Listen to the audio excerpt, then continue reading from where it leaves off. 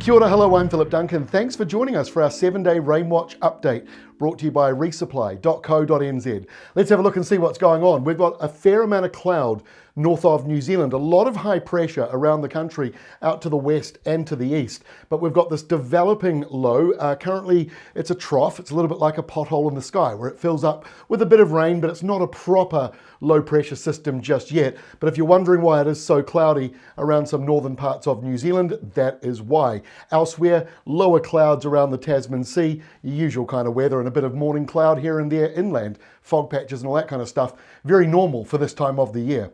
So on the air pressure map, you can see these two big high pressure systems on either side of New Zealand, and then we've got this developing low pressure zone, not a proper low, but it's very close to one, just north of us. So a bit of a squash going through north of New Zealand. That might be felt in some northern areas as that east to northeasterly wind picks up a little bit going into tonight.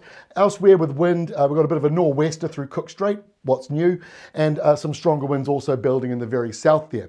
So let's take a look at the 7-day rainfall map, the departure from normal one. So where it shows you blue, that's wetter than usual.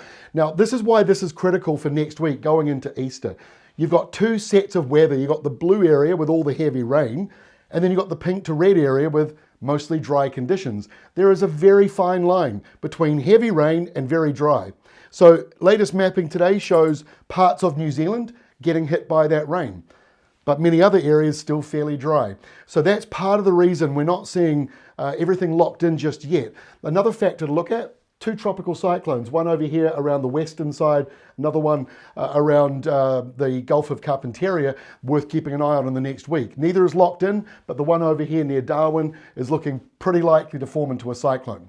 So let's have a look at some quick outdoor autumn tips. We'll get into the forecast in a second, but this is the better weather for fertilizing, especially with the recent rain we've just had, and the cooler weather ideal for this product, Protect, designed to slow down the release of ammonia, and it keeps more nitrogen in your plants rather than losing it to the air. So it not only improves your crops, but it also reduces your environmental footprint. That's always a good thing.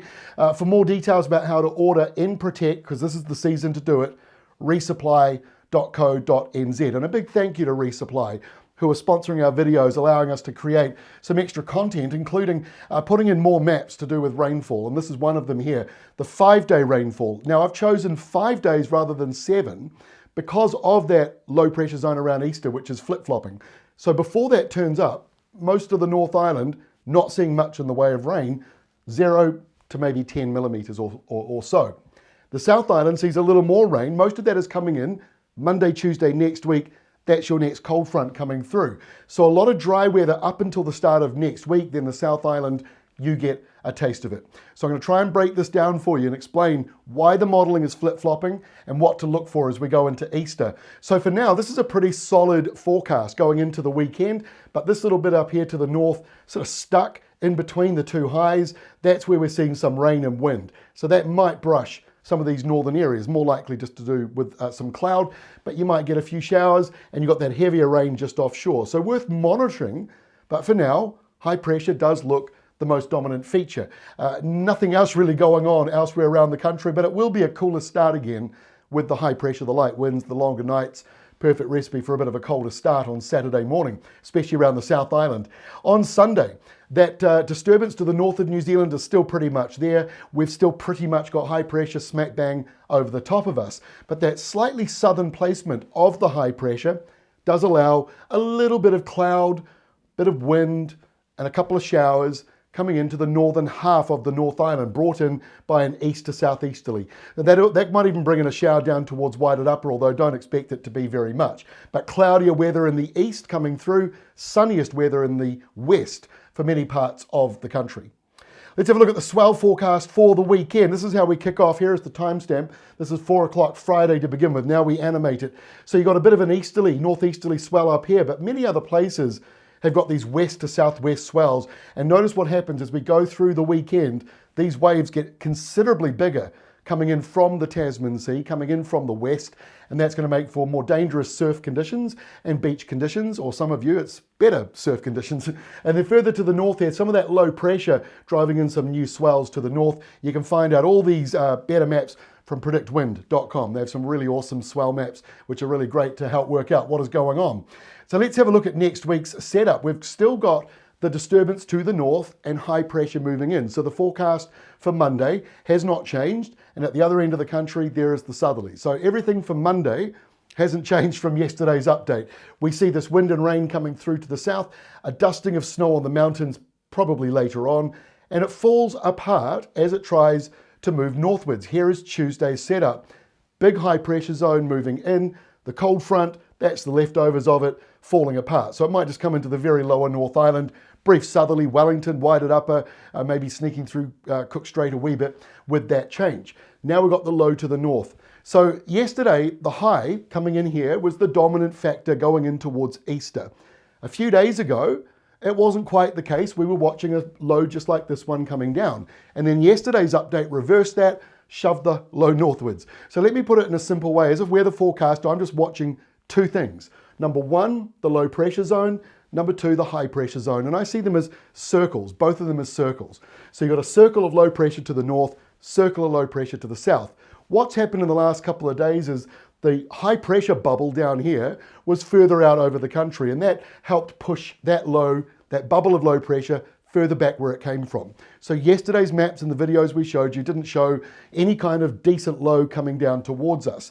Today's mapping is changing that a wee bit because it's shifting these two bubbles, low pressure and high pressure, further southwards in the map. That's all that's changed. So when we look at Wednesday's setup, quite different to last week, or to yesterday's map for next week, showing high pressure further down. Yesterday's update had it up here, which meant the low pressure zone was also further to the north. Hope that all makes sense.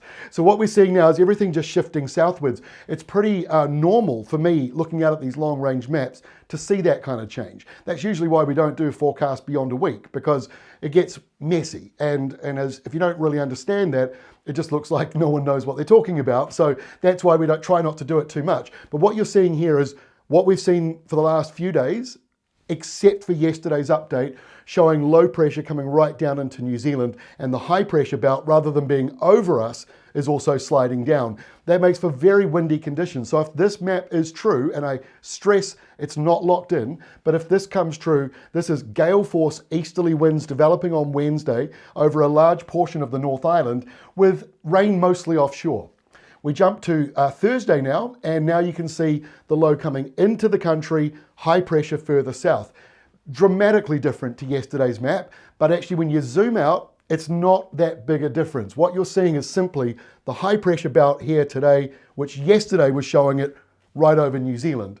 And the low, which was further up over the tropics yesterday, is dropped back down because everything's shifted. So that's what happens in long range modeling a week away. This is perhaps one of the bigger changes I've seen in a while as far as flip-flop is concerned. That whole sort of, is it going to rain, is it not? This has been a big change. So I understand the frustration. I have it. I wish I showed you a map that never changed and would make my job a lot easier. But my job is to look for any kind of pattern in the chaos.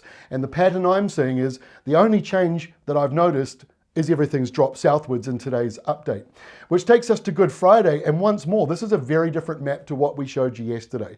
So I'm not really locking this all in. I'm showing you what's publicly available. But like I say, tomorrow's update might change this again. I think it may not be until we go through the weekend, this weekend, that we'll be kind of figuring out what is happening around the Easter period. And also don't forget to go to ruralweather.co.nz and look at the trend maps we've got in our free app. That will also help make sense as to whether or not this setup is happening as we go into the long weekend. So I'm sorry I can't be a little more concrete, but Monday, I hope that we can lock things in a lot more for you as we go in towards the long weekend, which many of us want to have sunny and dry. Even those who need rain still like a nice long weekend. That is all from me. Have yourselves a great weekend this weekend. We'll catch you again on Monday.